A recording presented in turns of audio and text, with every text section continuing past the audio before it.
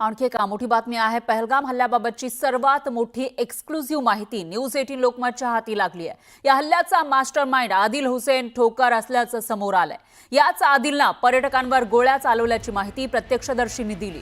तर आदिल हुसेन ठोकरनं लष्कर-ए-तोयबाच्या पाकिस्तानमधील कमांडर सैफुल्ला कसुरी आणि अबू मुसा यांच्याशी संगनमत करून पहलगाम हल्ल्याची योजना आखली होती अशी माहिती आहे।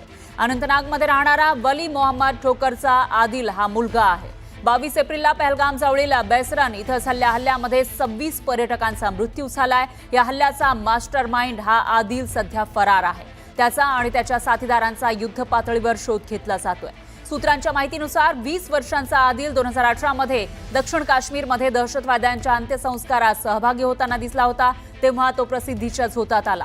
त्याच वर्षी आदिल पाकिस्तानला गेला। यानंतर तो बंदी घालण्यात आलेल्या पाकिस्तानमधील दहशतवादी संघटना LAT मध्ये सामील झाल्याची माहिती आहे। तर 2024च्या मध्यात आदिल पुन्हा राजौरी पूंछ भागामध्ये आणि या वर्षाच्या सुरुवातीला घुसखोरी करणाऱ्या दहशतवाद्यांसमवेत दिसला होता। तर अधिकाऱ्यांनी दिलेल्या माहितीनुसार 2024 मध्ये आदिल नियंत्रण रेषेवरून भारतामध्ये परत घुसला आणि दोडा किश्तवाड भागामध्ये सक्रिय होता। आता याच आदिलच्या मुसक्या आवळण्याची तयारी तपास यंत्रणांनी केली आहे।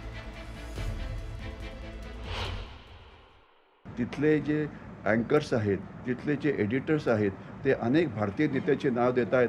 म्हणतात की बघा, हे भारतीय नेते या पक्षाचे म्हणतायत की भारतामध्ये मुस्लिम सेफ नाही आहेत, म्हणून दहशतवाद्यांनी हिंदूंना मारलं।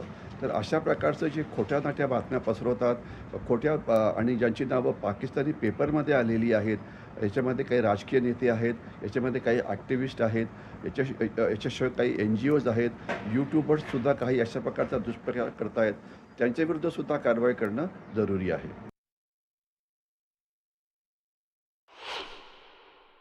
दहशतवादी हल्ल्याच्या संबंधात बातम्या येत आहेत की ज्यांनी दहशतवादी हल्ल्यामध्ये मदत केली होती त्या तिघांची नावं पुढे आलेली आहेत आणि त्यांची घरं आता बर्बाद करण्यात आलेली आहेत। याच्याशिवाय अनेक जे त्यांचे समर्थक होते तिथे, ज्यांना ओव्हरग्राऊंड वर्कर्स किंवा OGW म्हटलं जातं, त्यांना पण अटक करण्यात आलेली आहे आणि नॅशनल इन्व्हेस्टिगेशन एजन्सी या सगळ्या प्रकरणाची चौकशी करत आहे।